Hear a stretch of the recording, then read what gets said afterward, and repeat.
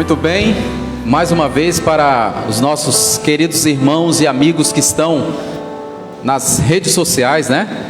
Facebook, acompanhando essa transmissão. Nós queremos desejar a todos uma boa noite. Nós vamos começar a louvar nessa noite ao nosso Deus.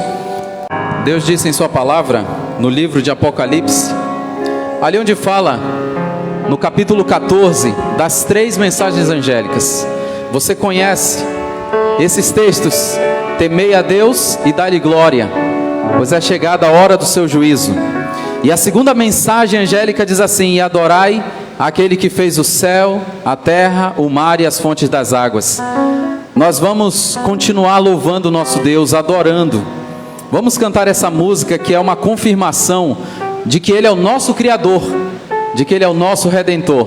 Vamos adorá-lo através dessa música também.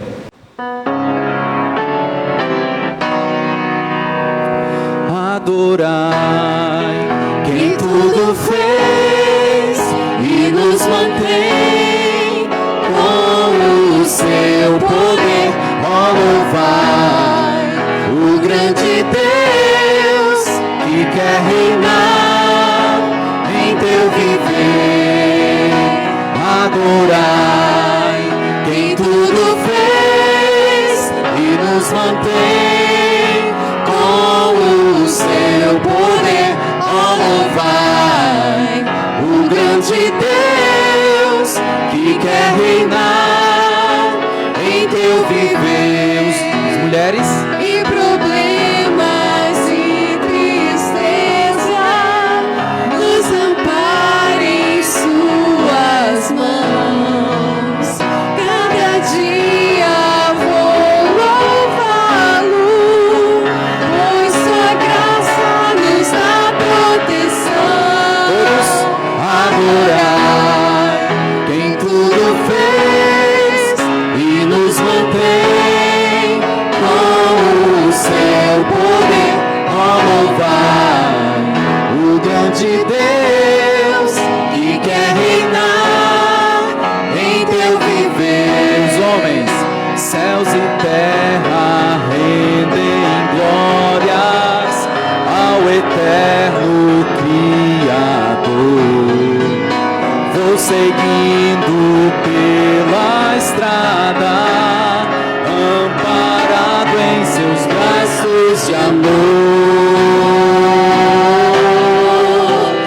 Adorai quem tudo fez e nos mantém com o seu poder. Ó, louvai o grande Deus que quer reinar em teu viver, que quer reinar em teu viver, que quer reinar em teu viver.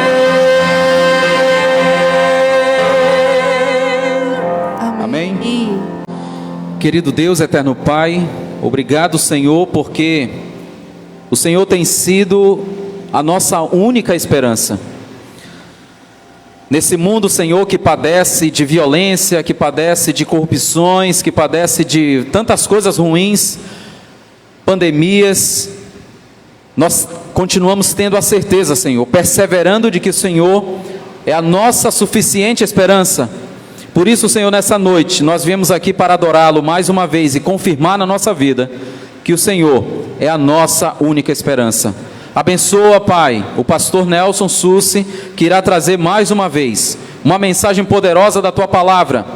E nós vamos aprender coisas maravilhosas aqui hoje. Te pedimos a Tua bênção para cada um de nós e para aqueles que estão, Senhor, também nas suas casas, nos seus lares, acompanhando essa transmissão. Que o Senhor abençoe também cada um deles. Nós te pedimos o derramamento do Teu Espírito Santo nas nossas vidas. Nós te pedimos em nome de Jesus. Amém, Senhor.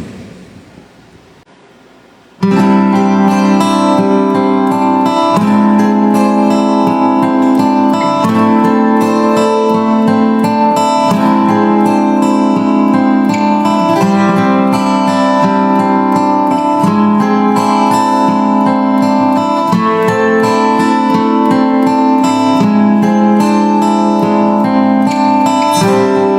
quem que seja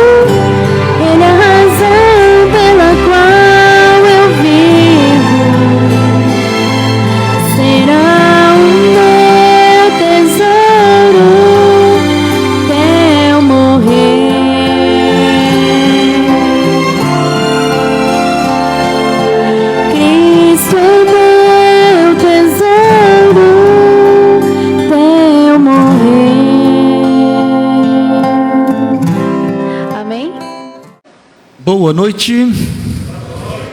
Opa, está melhorando. Cada noite vocês estão se soltando um pouquinho mais, né? Mas parece que eu ouvi só esse lado aqui. Será que eu estou com um problema no ouvido só desse lado? Boa noite. Agora eu ouvi dos dois lados. Agora parece que regularam a caixa de som aí, né? Para sair dos dois lados do som.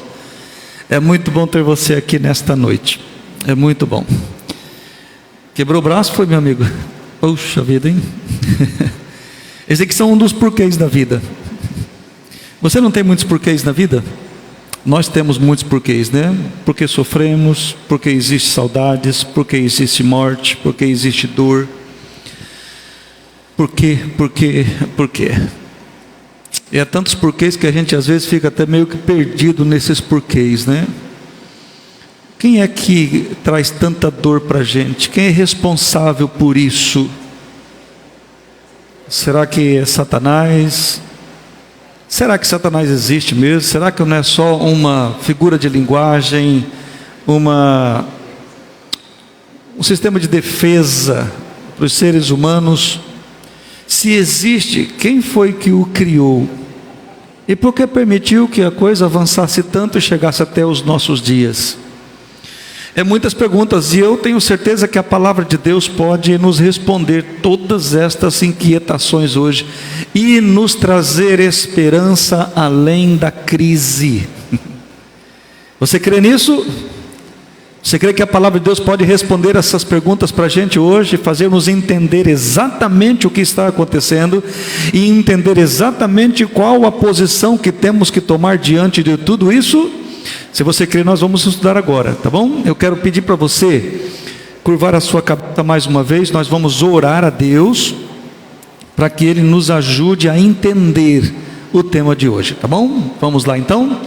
Senhor nosso Deus e Pai, nós te agradecemos pela tua bondade, pelo teu amor e pela salvação que nós temos. Obrigado pelo dia, pela proteção, pela vida.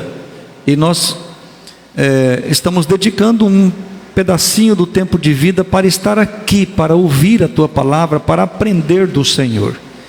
Eu peço que o Senhor nos fale ao coração, que o teu Espírito Santo nos ajude a entender os textos da tua palavra. Ajuda-nos, abençoa-nos em o nome de Jesus. Amém. Eu quero começar esse tema pedindo para você abrir a Bíblia no livro de Gênesis, o primeiro livro, Gênesis no capítulo 1.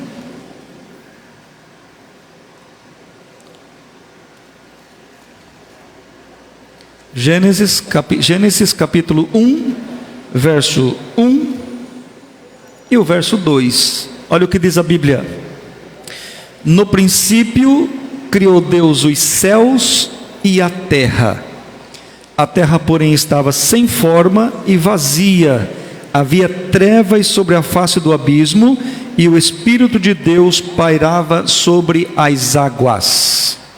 O que a Bíblia está dizendo aqui? Que o mundo era vazio e sem forma, e Deus trouxe ao mundo a existência. Ele criou todas as coisas. Então, se Deus é o originador, se Deus é o criador, se Deus trouxe todas as coisas à existência, então quer dizer que Deus também criou Satanás. Não é a primeira coisa que a gente pensa? Mas se você ler o Gênesis todo, o Gênesis 1, do verso 1 até o verso 31, que é o capítulo 1, você vai perceber que quando Deus terminava de fazer alguma coisa, de criar uma coisa, Ele fazia uma avaliação e Ele declarava: é muito bom o que eu criei, está perfeito, não tinha problema nenhum. Então, eu quero convidar você para ler comigo o livro de Ezequiel, capítulo 28. Eu vou esperar você achar o texto bem tranquilo, tá bom? Ezequiel capítulo 28. E se você estiver precisando de ajuda, tem sempre alguém que pode te ajudar, tá bom? Ezequiel capítulo 28. Nós vamos ler aqui o que foi que Deus criou nesse contexto.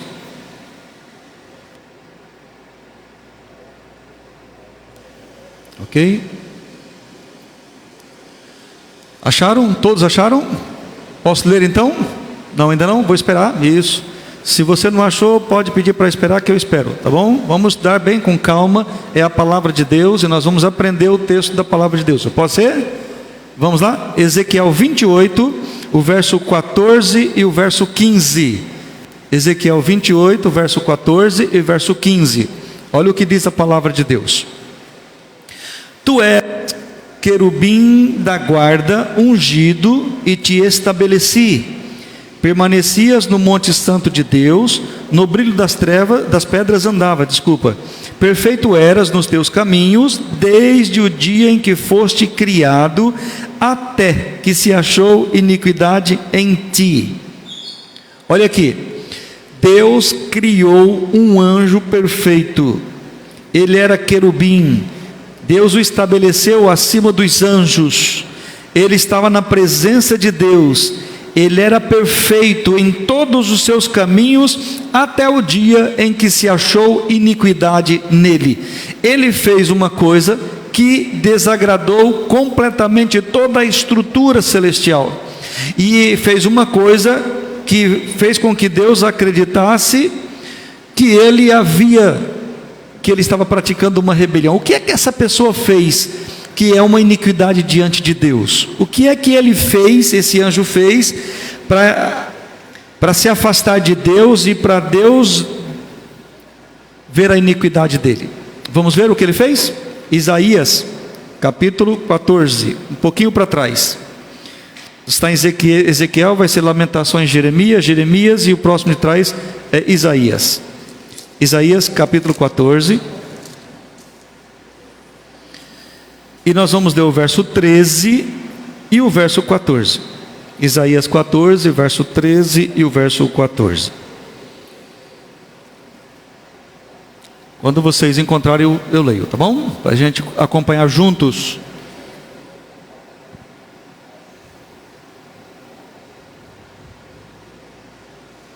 Acharam? Posso avançar? Vamos lá então? Verso 13 e o verso 14. Tu dizias no teu coração: eu subirei ao céu, acima das estrelas de Deus exaltarei o meu trono, e no monte da congregação me assentarei nas extremidades do norte. Subirei acima das mais altas nuvens e serei semelhante ao Altíssimo. Então a Bíblia diz que Deus criou todas as coisas perfeitas. Aí você fica perguntando, como é que um anjo perfeito pode se tornar rebelde, pode se tornar desobediente? Sabe por quê?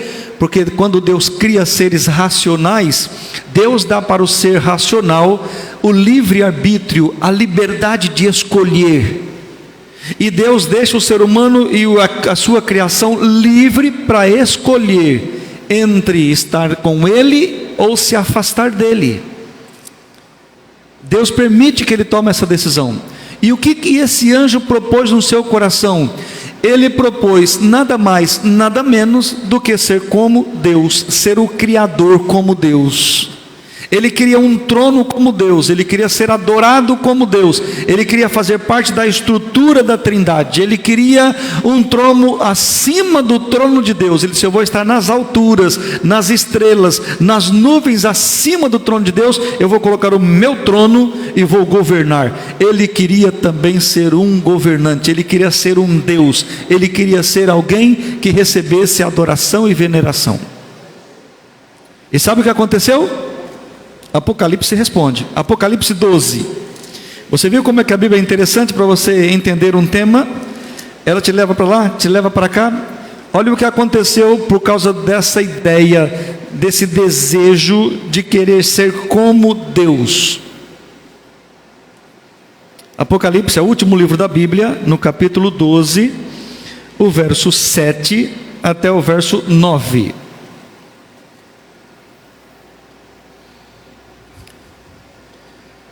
Ok? Acho que todos acharam, não é? Acharam? Posso ler?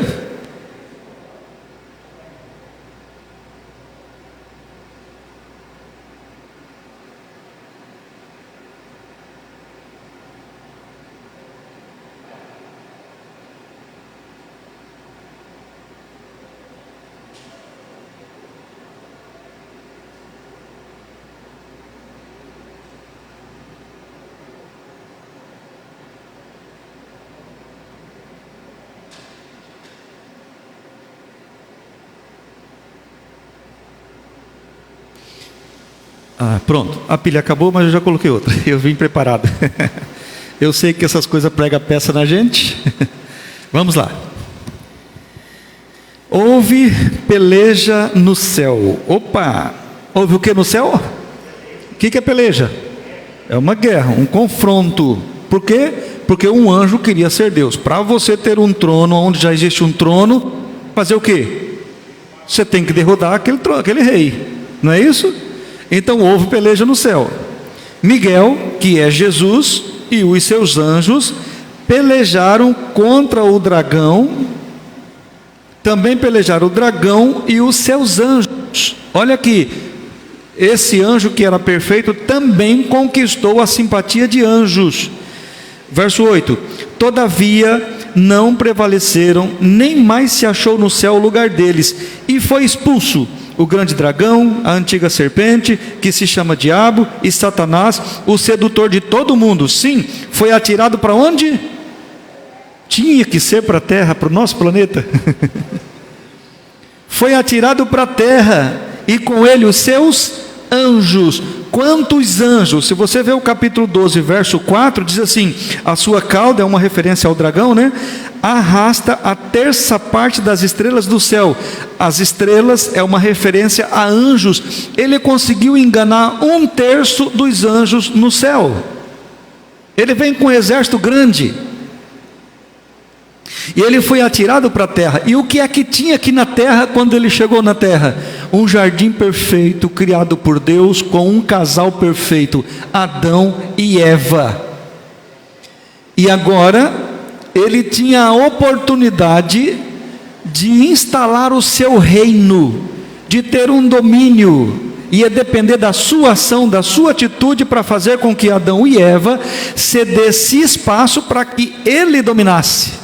Porque quando Deus criou Adão e Eva, Deus disse para Adão: sede fecundos, multiplicai e enchei a terra, dominai sobre ela, dominai sobre os peixes do mar, dominai sobre as aves do céu, dominai sobre os animais. Deus tinha dado para Adão o domínio do planeta Terra, mas Satanás queria um trono. E como é que ele fez para conquistar um trono? Gênesis capítulo 3, olha lá para ver. Gênesis capítulo 3. Lembra que lá disse que foi expulso o grande dragão, a antiga serpente, né? O diabo, Satanás, o sedutor de todo mundo.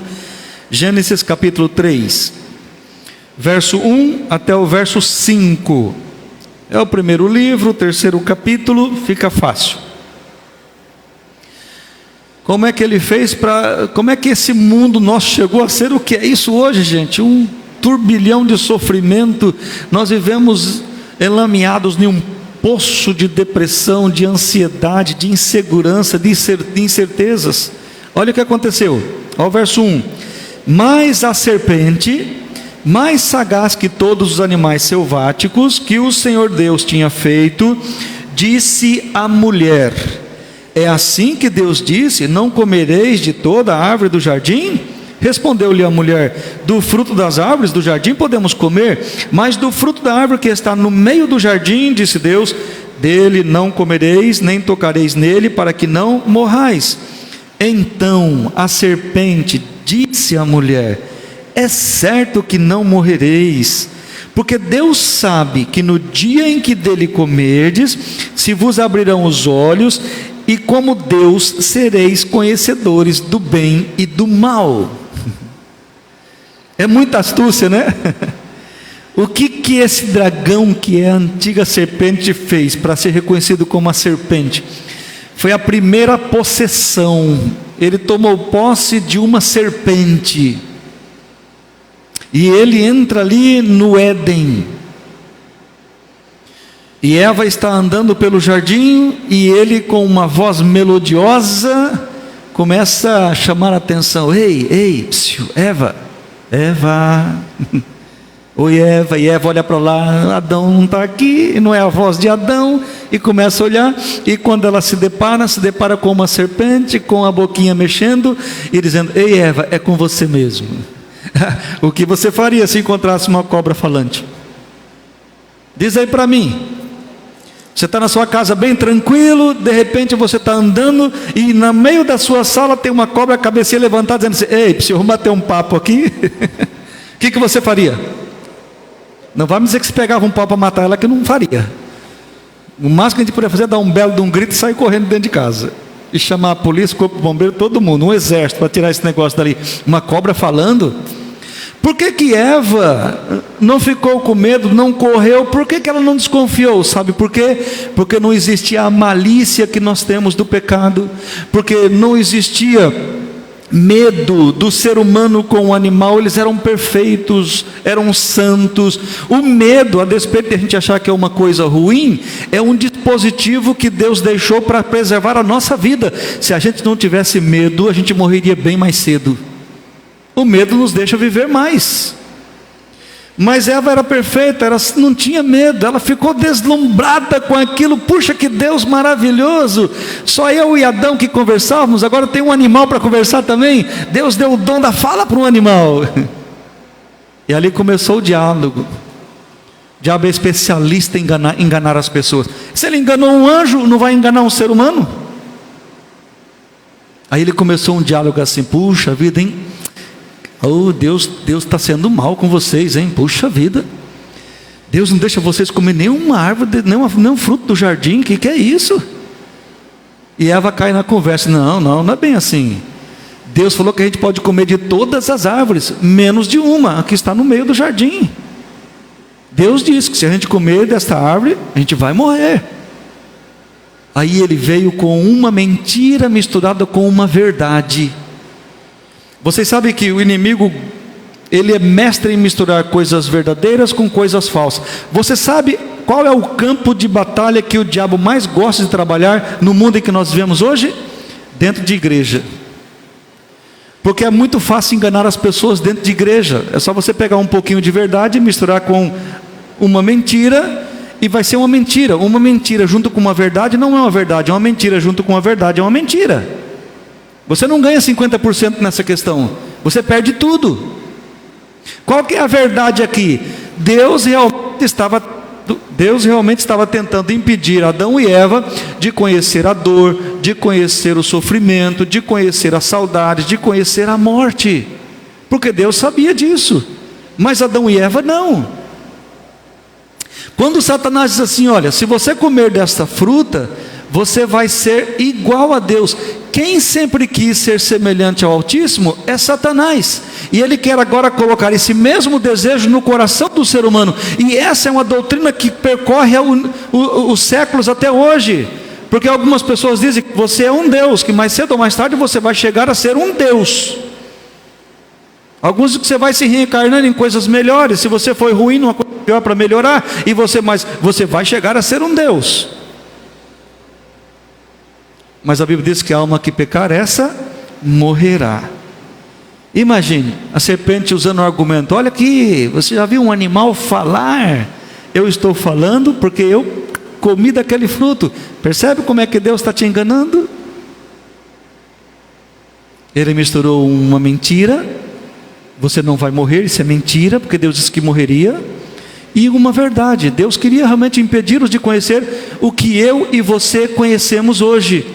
Nós conhecemos só dor, só sofrimento. Nós temos rápidos momentos de alegria na nossa vida, que imediatamente ele é sufocado por um momento de angústia, de depressão, de ansiedade, de problemas. É ou não é assim a nossa vida? É uma luta para você manter a felicidade, para você manter a alegria. Foi assim que o nosso mundo chegou a ser o que é hoje. Em Romanos 5, verso 12, a palavra de Deus diz assim: assim como por meio de um só homem entrou o pecado no mundo, e pelo pecado a morte, assim todos os homens morrem, porque todos pecaram. A nossa condição de pecado hoje, querido, não é uma questão de praticar um ato, é uma condição. Nós somos pecadores. Nossa natureza é pecadora, nós nascemos assim. Nós nascemos fugindo de Deus, nós nascemos não querendo Deus, nós nascemos com gosto pela mentira, pelo engano, pela falsidade, pelo erro. Nós não gostamos de verdade. Se falar uma verdade é uma ofensa em alguns lugares, porque nossa natureza é pecaminosa. A gente gosta de ser enganado, a gente gosta de achar que está certo, de que nada vai acontecer de errado. Mas sabe o que a Bíblia está dizendo? É que todos nós estamos condenados à morte. Entrou o pecado no mundo, a nossa natureza é pecaminosa, e todo ser humano está condenado à morte. Então, o senhor quer dizer, pastor, que não existe esperança? Queridos, Deus nos ama tanto, Deus é tão maravilhoso, que Ele deixou a esperança sim. Vira a página para você ver. Vai até Gênesis 3, verso 13 e o verso 14, que eu já vou entrar aqui na promessa, na esperança que Deus nos deixou. Olha o verso 13. Disse o Senhor Deus à mulher: que é isso que fizeste? Respondeu a mulher: foi a serpente. A serpente me enganou e eu comi. E o verso 14: então o Senhor disse à serpente: visto que isto fizeste, maldita és entre todos os animais domésticos, e o és entre todos os animais selváticos. Rastejarás sobre o teu ventre, e comerás pó todos os dias da tua vida. Quando você pula o verso 15, você chega no verso 18, verso 16. Aí Deus dá a sentença da mulher por ter pecado. Agora você vai multiplicar sobre o mal dos sofrimentos da tua gravidez, e em meio a dores dará à luz filho. O teu desejo vai ser para o teu marido. E quando chega no homem, no verso 17, Deus vai dar a sentença para Adão. Mas a sentença para Adão não é propriamente para Adão. A sentença de Adão é sobre a terra. A terra está maldita. Você vai conquistar agora os recursos com fadiga. Vai ser uma luta para sobreviver por causa do pecado. Percebem? Mas note que antes da sentença para Eva e para Adão, Deus abre um espaço para falar para Adão e para Eva que existe esperança, que nem tudo está perdido. Deus prega o primeiro sermão evangélico em toda a história da humanidade. Verso 15: porém inimizade entre ti e a mulher, entre a tua descendência e o seu descendente. Esse te ferirá a cabeça e tu lhe ferirás o calcanhar. Aqui é uma guerra declarada entre Deus e Satanás. E Deus está falando: você e sua descendência vai perseguir a mulher e o seu descendente. Vocês vão ferir o calcanhar. Mas o descendente da mulher é uma referência à pessoa de Jesus. Esse vai fazer aquilo que se faz para se matar uma cobra. Vai esmagar sua cabeça. É a promessa. Que a despeito do inimigo colocar o seu trono aqui e se autodeterminar como príncipe deste mundo. E olha que Jesus reconheceu isso. Quando Jesus esteve aqui, ele disse assim: aí vem o príncipe deste mundo e eu nada tenho com ele. Mas na cruz, Jesus esmagou a cabeça dessa serpente e garantiu a vida para todo aquele que nele crê. Agora eu quero que você pense em uma coisa. Algumas pessoas acreditam que houveram dois modos de salvação.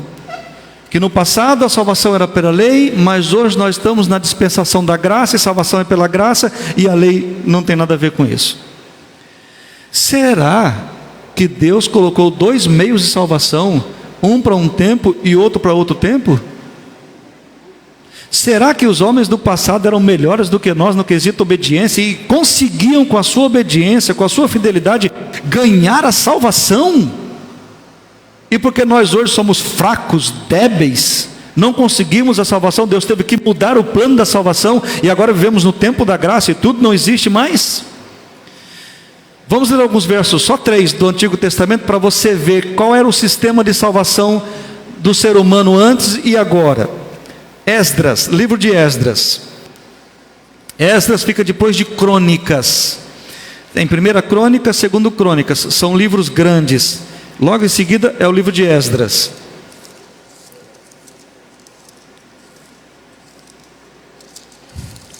Eu vou esperar até você achar, tá bom? Se você precisar de ajuda, levanta a mão aí que alguém te ajuda, tá?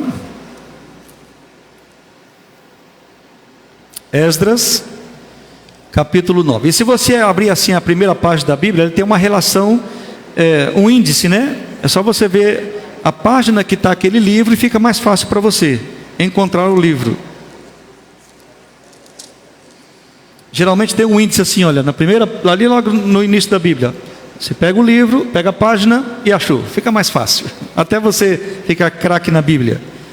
Esdras capítulo 9, verso 8. Quando você encontrar, nós vamos ler, tá bom? Todos encontrarem, para que possamos ler juntos e entender o que a palavra de Deus está nos dizendo aqui.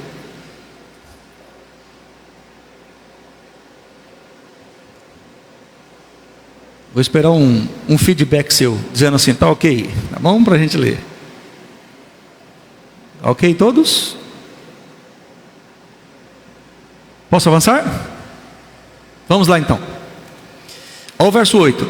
Agora, por breve momento, se manifestou o quê? O que está escrito na sua Bíblia? A graça, da parte de quem?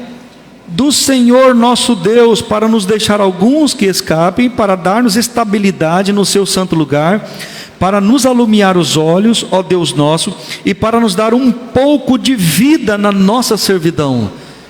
Olha, então Esdras está falando que a graça de Deus se manifestou. Isaías 60, verso 10. Assim que você encontrar, a gente vai ler.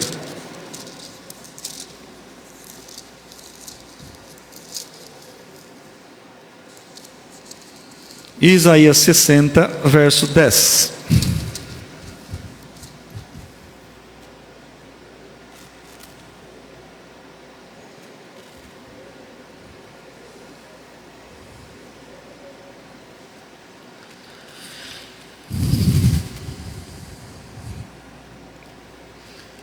Ok? Posso ler? Então vamos lá? Isaías 60, 10 diz assim: estrangeiros edificarão os teus muros, e os seus reis te servirão, porque no meu furor te castiguei, mas na minha graça tive misericórdia de ti. E agora vamos a Zacarias, o penúltimo livro do Antigo Testamento. Então, se você achar Mateus, você vai voltar a um livro que é Malaquias, e o anterior é Zacarias. Zacarias capítulo 12, é o penúltimo livro do Antigo Testamento. Então, se é mais fácil para você achar o livro de Mateus, aí você volta Malaquias, que são 4 capítulos, e aí você entra em Zacarias. Zacarias capítulo 12 e o verso 10.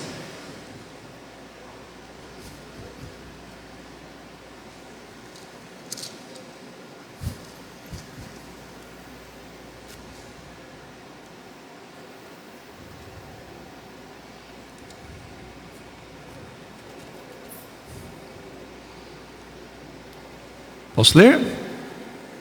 Vamos lá? E sobre a casa de Davi e sobre os habitantes de Jerusalém derramarei o espírito da graça e de súplicas. Olharão para aquele a quem traspassaram, pranteá-lo-ão como quem planteia por um unigênito, e chorarão por ele como se chora amargamente pelo primogênito. Graça. A Bíblia diz, volta a repetir, já falei esse texto: onde abundou o pecado, superabundou a graça. E onde é que o pecado abundou? Quando Adão e Eva pecou. Quando entrou o pecado no mundo, a graça já entrou em ação. Mas de que forma? Provisoriamente, antes que Jesus Cristo viesse ao mundo para cumprir a sua missão, provisoriamente Ele estabeleceu uma lei cerimonial, sacrifícios provisórios para a remissão de pecados. Alguém tinha que morrer, porque quem peca morre. Para que o homem não pudesse morrer nos seus pecados, ele oferecia o cordeiro, e o cordeiro, o sangue do cordeiro, que não tinha nada a ver com ele, lhe dava direito à vida e perdão. Mas sabe desde quando é que o cordeiro de Deus, que tira o pecado do mundo, foi morto? Vamos lá, 1 Pedro, lá no finalzinho da Bíblia. Olha desde quando ele foi morto. Você achar em Apocalipse, é só voltar um pouquinho. Apocalipse, Judas, 3ª, 2ª, 1 João, 2ª e 1 Pedro. Está tudo ali pertinho. 1 Pedro, capítulo 1, verso 18 e até o verso 20. Esse é o penúltimo texto de hoje, e vamos para o último texto daqui a pouco, tá bom? Para encerrarmos o nosso tema desta noite, da nossa maratona bíblica. 1 Pedro 1, 18 até o 20. Vamos ler? Sabendo que não foi mediante coisas corruptíveis, como prata ou ouro, que fostes resgatados do vosso fútil procedimento que os vossos pais vos legaram, mas pelo precioso sangue, como de cordeiro sem defeito e sem mácula, o sangue de Cristo, conhecido com efeito antes da fundação do mundo, porém manifestado no fim dos tempos por amor de vós. Segundo esse texto, quando é que o Cordeiro de Deus que tira o pecado do mundo foi imolado, ou seja, já foi realizado, como que concretizado o sacrifício? Aqui diz, antes da fundação do mundo. E eu chamo você para o último texto, Apocalipse capítulo 13. Apocalipse capítulo 13. E vamos encerrar aqui. 13, verso 8. Apocalipse 13, verso 8.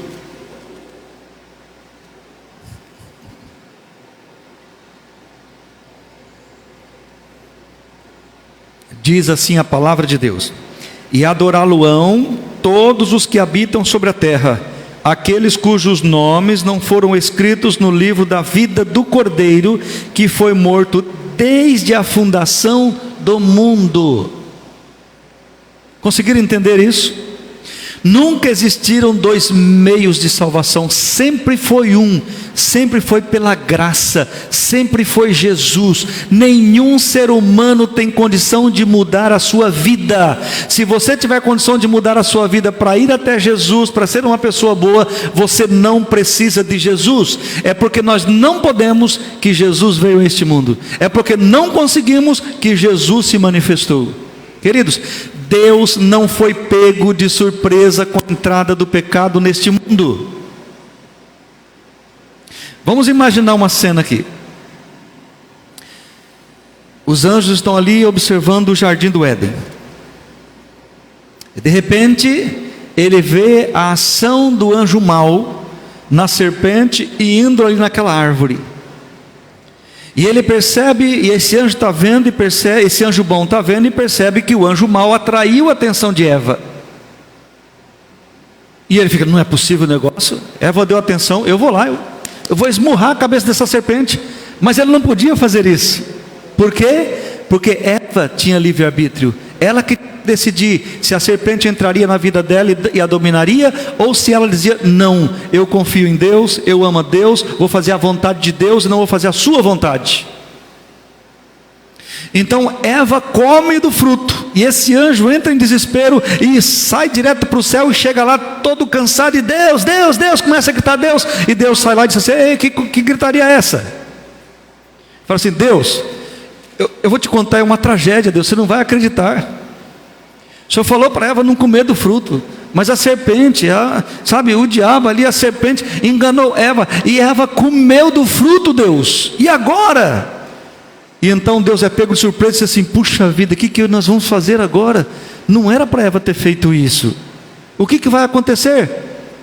E e Deus pensa assim, mas tem Adão ainda. E quando Deus fala, tem Adão ainda, chega o outro anjo desesperado, Deus, Deus, eu preciso contar uma coisa para você, não vai acreditar, uma coisa horrível. Eva levou o fruto para Adão, e Adão comeu, Deus, e agora? Aí Deus põe a mão no rosto e fala assim, puxa vida, está tudo acabado, estamos perdidos. Queridos, Deus é Deus, Ele não foi pego de surpresa. O plano já estava estabelecido, o Cordeiro já tinha se prontificado a morrer, porque Deus já sabia da queda. A batalha começou no céu, começou porque o inimigo disse que Deus é tirano, que Deus é mau, que Deus só abençoa as pessoas que o ama, que Deus só está do lado de pessoas que o quer bem. Ele sim, ele queria dar uma outra opção para os anjos, e Deus teve que lutar e expulsá-lo do céu. Então Deus é ruim, Deus é mau, e Deus tinha que dar agora, na criação que Ele fez, liberdade para as pessoas provar quem é bom e quem é mau. Não foi Deus quem criou a dor, o sofrimento, a morte. Foi o inimigo, foi o pecado, a entrada do pecado. Foi o próprio ser humano que criou isso quando deu lado para a serpente, quando desrespeitou, quando afastou-se de Deus. Quando você se afasta de Deus, você se afasta da vida. Quando você se afasta da vida, você está passivo de morte. Aí toda tragédia, toda miséria, você não tem a proteção divina. E agora tem que ser o inverso. Olha só, queridos, eram seres perfeitos que foram atacados pelo inimigo para se rebelarem contra Deus, e ele conseguiu. Agora o caminho é inverso, é fazer seres humanos imperfeitos, pecadores, que gostam do pecado, que gostam da maldade, que não gostam de Bíblia, que não gostam de religião, seres humanos que estão fugindo de Deus, convencê-los a rejeitar Satanás, os seus anjos, a morte, a enfermidade, e aceitar Deus, que quer dar vida plena para eles.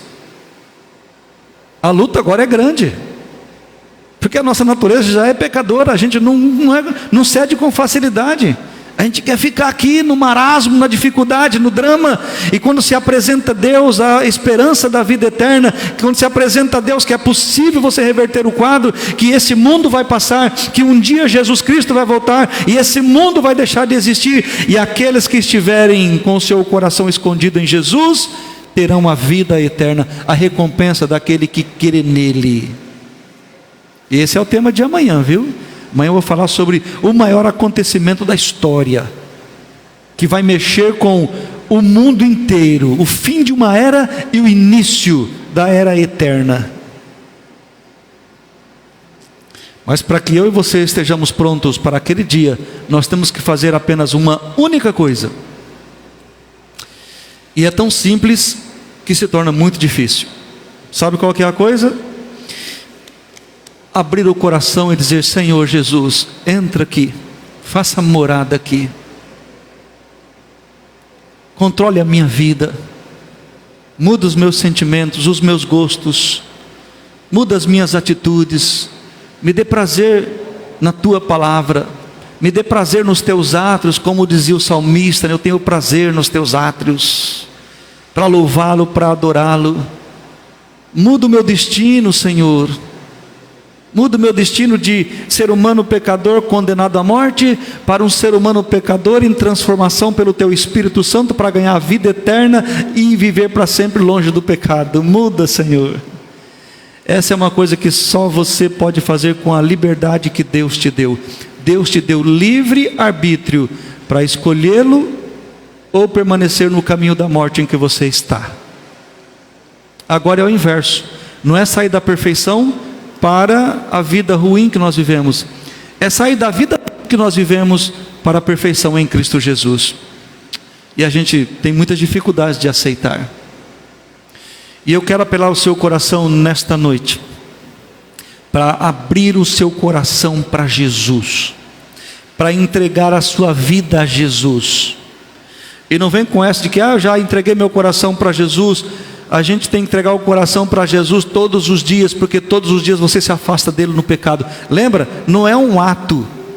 Pecado não é uma questão de ato, é uma questão de natureza. Nós somos pecadores e pronto.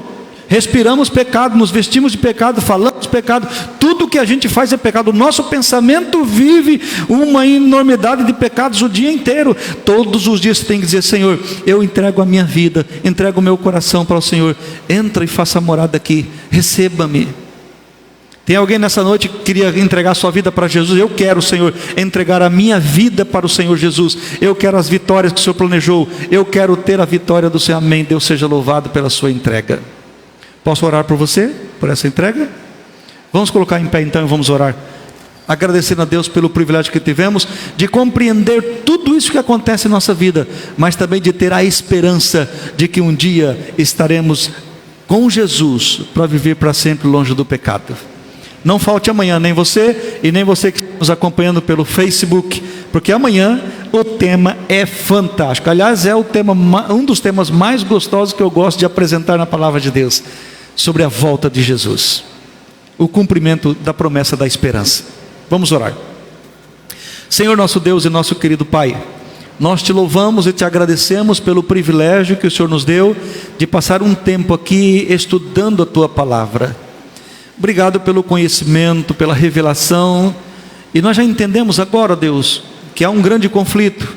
E nós somos apenas alvos da ira do inimigo para sermos destruídos, porque fomos criados à imagem e semelhança do Senhor. E do outro lado, alvos do amor do Senhor para recebermos a vida eterna. Mas nesse meio desse conflito, o Senhor nos deixou a liberdade de escolher a quem vamos seguir. Nesta noite, todos nós levantamos as nossas mãos dizendo: eu escolho Jesus. Paizinho querido, por favor, em nome de Jesus, cumpra a vontade dos teus filhos na vida deles agora. Que Jesus possa entrar no nosso coração, varrer as impurezas, as infidelidades, os dramas, varrer as coisas desse mundo e colocar aqui as coisas que vêm dos céus: o amor, a confiança, a fidelidade, a paz, o amor divino. E então possamos viver felizes em meio a um mundo de angústias e choro.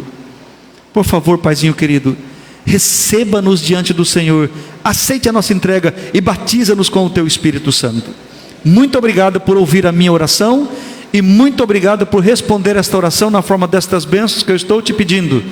Minha certeza, minha segurança está exatamente na Tua palavra, que diz que se eu buscar o Senhor em nome de Jesus, o Senhor atende a oração, para que o Teu nome seja glorificado em Cristo. Por isso eu creio que o Senhor vai responder, porque eu estou orando em o nome do Senhor Jesus. Amém, Senhor. Amém.